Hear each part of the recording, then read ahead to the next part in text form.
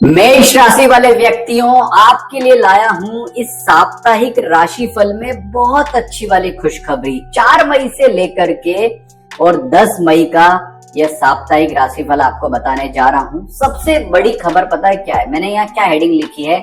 समय पलटने वाला है। और ये बात मैंने क्यों लिखी है, उसके पीछे क्या रीजन है, क्या रहस्य है, क्या ऐसे उपाय करने जिससे सप्ताह रहेगा आपका बहुत शानदार, सारी बातें इस वीडियो में करेंगे। पूरा देखना, बीच में मत छोड़ करके जाना। शुरुआत करते हैं। सबसे पहले आपको बताता हूं कि इस सप्ताह के वो कौन से दिन हैं जिनमें आपको सबसे ज्यादा सतर्क और सावधान रहने की जरूरत होगी। तो नोट कीजिए कि सप्ताह के प्रारंभ से, स्टार्ट से लेकर के और आपके लिए 5 मई को 12:55 12:55 PM तक टाइम ठीक नहीं है, यानी कि मंगलवार को 12:55 तक। अब ये इंडियन स्टैंडर्ड टाइम है। भारत से देख रहे हो तो ठीक है, भारत के बाहर से देख रहे हो तो इस इंडियन स्टैंडर्ड टाइम को अपनी कंट्री के हिसाब से कन्वर्ट करके ये पता कर लेना कि आपके लिए इस सप्ताह में कौन सा समय जो है वो नेगेटिव है। उसके बाद ठीक है, मंगलवार के बाद लगातार संडे तक गजब का टाइम रहेगा, पॉजिटिव टाइम आपका रहेगा, क्योंकि चंद्रमा अच्छा रहेगा।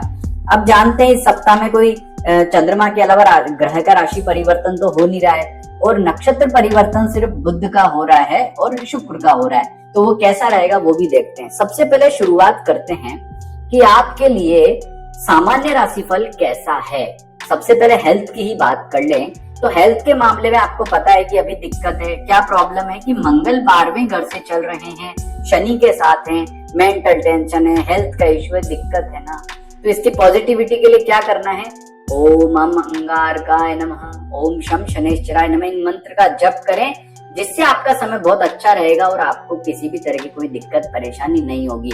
और जो मैंने आपको ये बात लिखी है ना कि समय पलटने वाला है, ये क्यों लिखी है? क्योंकि 11 मई को जैसे ही ये समय समाप्त होगा, तुरंत 11 मई के बाद ये मंगल जो है मेष राशि में आ जाएगा और वहां से आपका समय बहुत ही बेटर अच्छा हो जाएगा। यानी समय पलटने वाला ये तय है, बस अब आ चुका है वो अंतिम क्षण और आपका कॉन्फिडेंस बढ़ रहा है। तो मौसमी बीमारियों से सतर्क रहो, सावधान रहो। सोमवार मंगलवार तक दिक्कत है, बाकी बुधवार से तो भाई टाइम अच्छा बेटर कहा जा सकता है। आर्थिक स्थिति की बात करें तो आर्थिक मामले में इस समय आपके लिए बहुत अच्छा है, बेस्ट बना हुआ है, उत्तम बना हुआ है। यानी कि जो आर्थिक पक्ष है वो बहुत आपका सुदृढ़ और बहुत अच्छा है। खास करके व्यापारियों के लिए समय ठीक है। कोई इन्वेस्टमेंट करना चाहते हैं, कहीं से कोई धन फंसा हुआ उसकी प्राप्ति के लिए प्रयास करना चाहते हैं, या फिर धन संबंधी कोई भी डिसीजन आपको लेना है तो ये सप्ताह आप ले सकते हो। इस मामले में समय अनुकूल दिखाई देता है। अब ये तो भाई कॉमन राशिफल हुआ।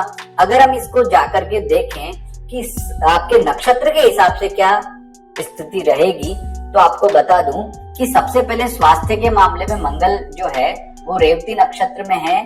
तो रेवती नक्षत्र में होने की वजह से कृतिका नक्षत्र वालों को जहां स्वास्थ्य के मामले में थोड़ी सतर्कता ज्यादा रखनी होगी, जिनका कृतिका नक्षत्र है।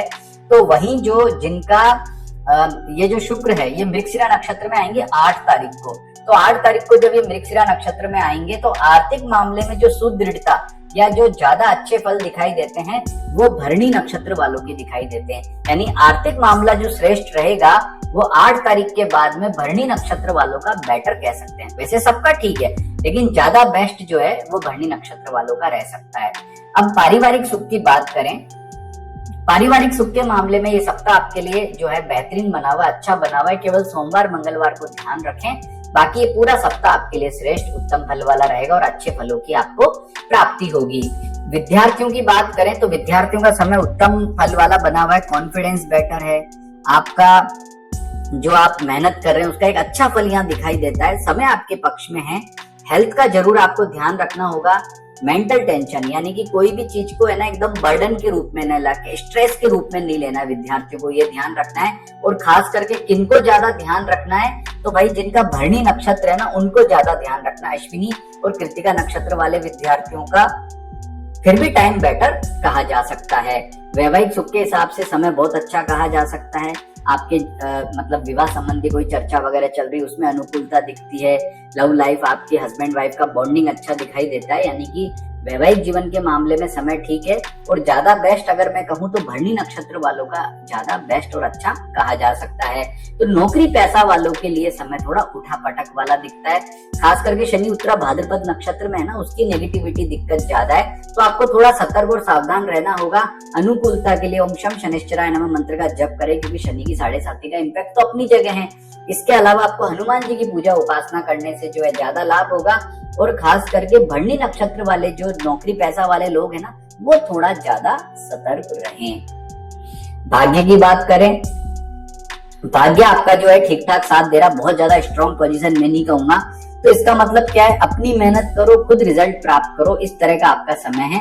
और व्यापारियों के लिए ये जो सप्ताह है बहुत अच्छा है, व्यापार में अनुकूलता दिखाई देती है, खास करके ज्यादातर जो लाभ है वो भरणी नक्षत्र वाले व्यापारियों को होता यहाँ दिख रहा है। अब ये मैंने आपको क्या बताया कि समय पलटने वाला है, इसका मतलब ये है कि बस अब नेगेटिविटी खत्म होने वाली है, और मंगल के राशि परिवर्तन के बाद एक मेजर चेंज आपको देखने को मिलेगा। अब जानते हैं आपका लग्न के आधार पे ये सप्ताह कैसा है। तो भाई अगर आपका लग्न मेष है, सिंह है, धनु है, कर्क है, वृश्चिक है, मीन है, तो ये पक्का मान करके चलना कि ये सप्ताह आपके लिए ज्यादा अच्छा रहेगा।